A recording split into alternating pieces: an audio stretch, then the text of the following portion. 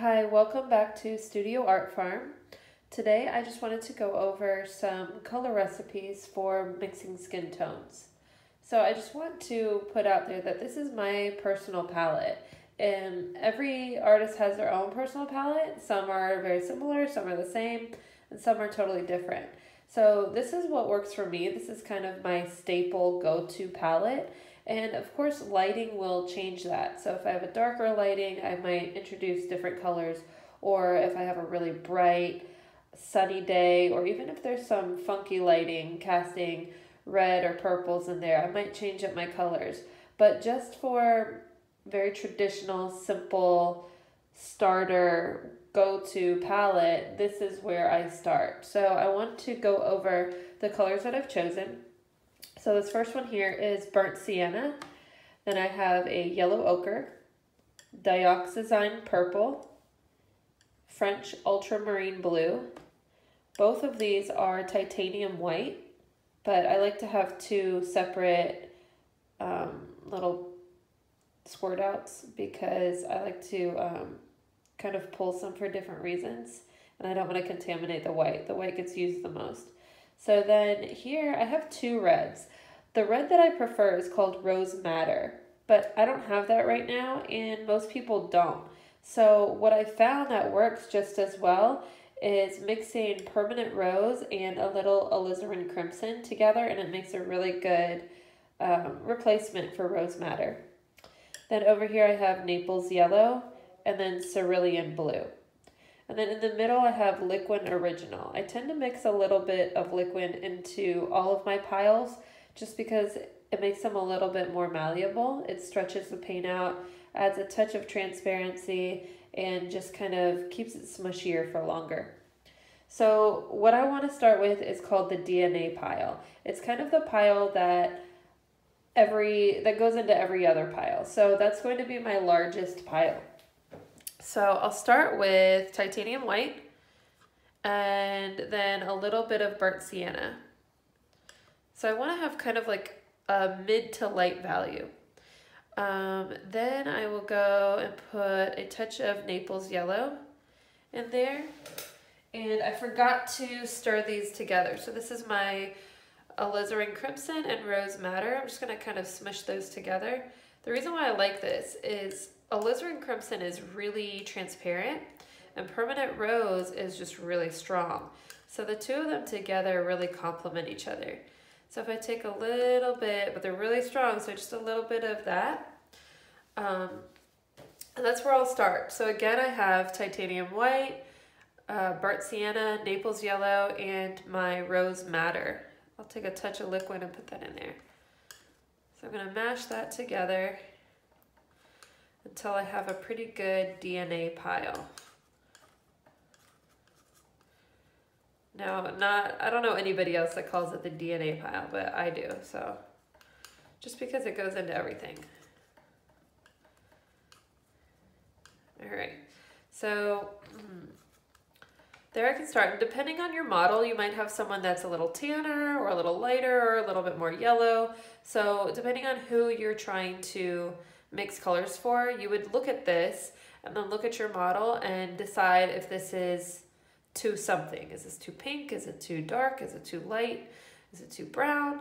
And then you kind of just fix whatever it's to. So if I wanted to make this a little bit warmer, I might choose to put a little yellow ochre in there. And that'll just kind of take some of that pink away.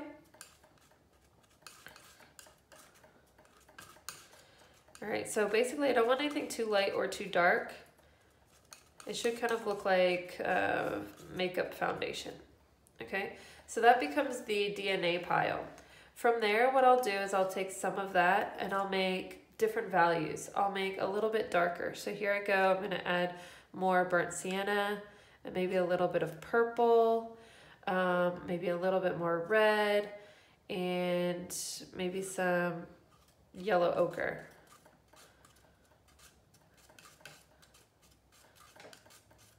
So here I'm getting another skin tone value. So this one's definitely more on the red side. So perhaps maybe in the shadows on the warm side. I would use some of this. Okay. Now if I need to make a shadow on the cool side, I would use more of like the ultramarine blue. So I can actually steal some of that, and or I can steal some of the DNA pile and put a little bit of ultramarine blue into my shadow color. So here we have two shadow colors. One is warm and one is cool. Okay, so again, it's ideal if you have a photo of your model, or if you have the model in front of you, to kind of hold up these colors and compare to see if you're on the right track. Now, darker skin tones tend to have more blues and purples, and lighter skin tones tend to have more kind of pinks and greens.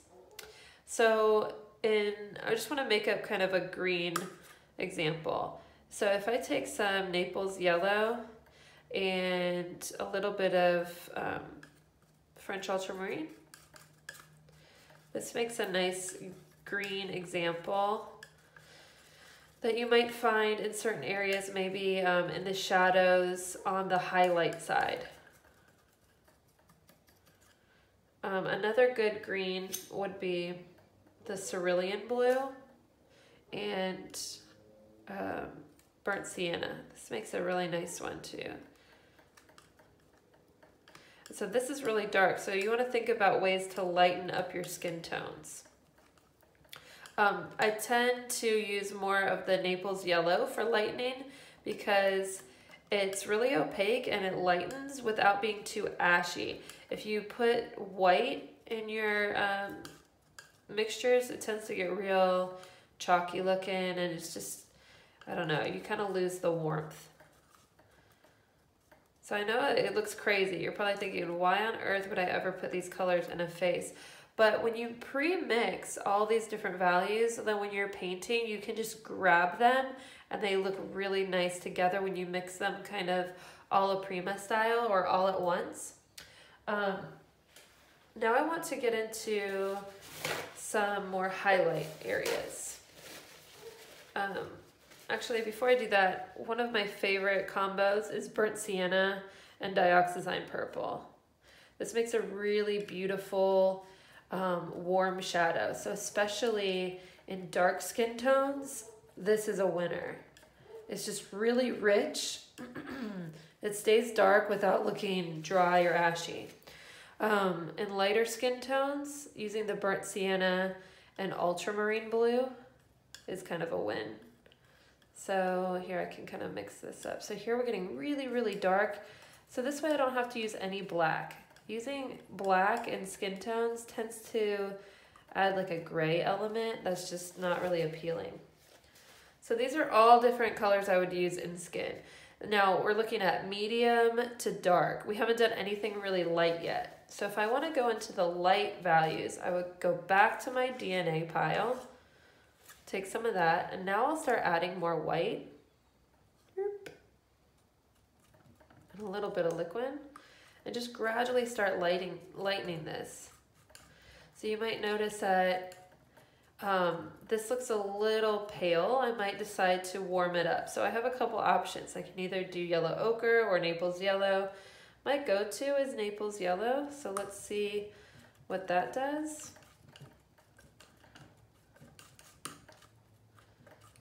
So that makes a nice light color. Now maybe if you're painting somebody with lighter skin and their cheeks are kind of pink, taking some of that and adding a little touch of your rose madder. Now remember I said that rose madder is super strong, so this is really, really pink. So I would have to kind of, I think I want to use more Naples yellow here and lighten that up until I get more of a salmon color.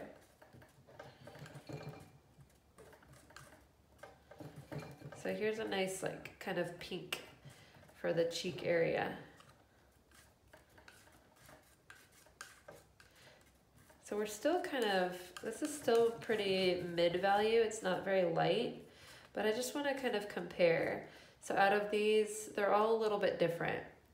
Now, like I said, for somebody with really light skin, you will get that really pale pink. So sometimes it's good to just use a teeny touch of red and white together, and you'll get that kind of pinkness.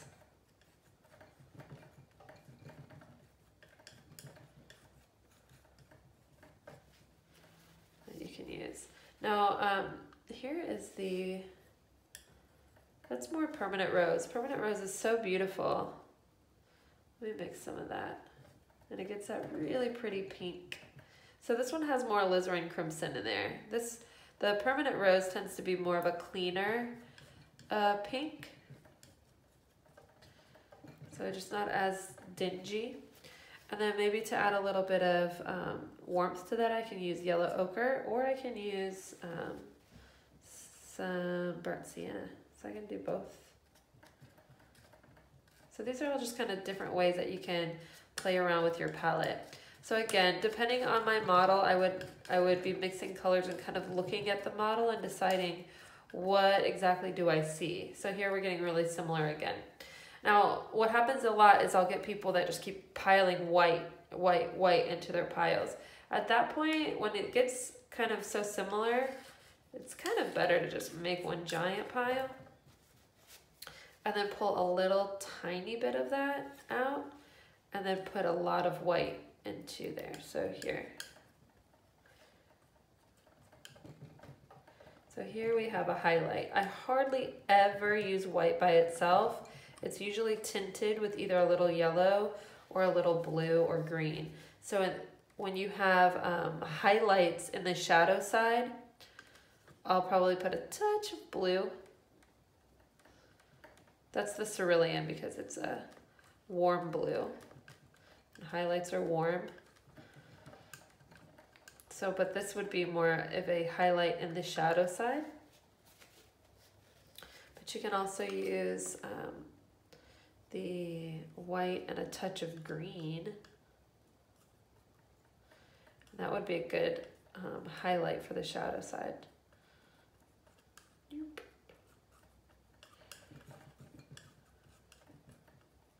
Okay, so I know it looks like a lot, but this is how I kind of start my palette before I even start painting.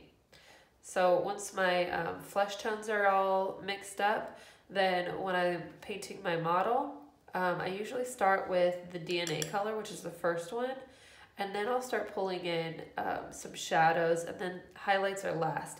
So it usually starts with the DNA kind of all over, then putting the shadows kind of wherever I see the shadows are, typically around the eyes or under the nose, and then I'll move into the highlights. But these kind of wild card, like the greens and the blues, those I kind of pay attention to which side of the face or the body is in shadow and which part is in light.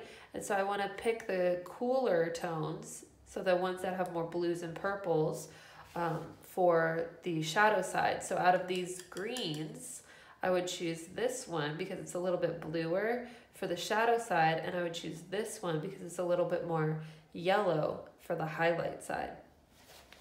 So I know that's a lot of info, but basically if you just squirt out all these colors on the edge and start mixing colors, then you'll get it eventually. So yeah, just to kind of recap, you kind of want to mix a bunch of tones, a bunch of different skin tones and colors, just so as you're painting, you can kind of dip in those piles. All right, so I really hope that helps, and make sure you subscribe for more knowledge nuggets, and thanks.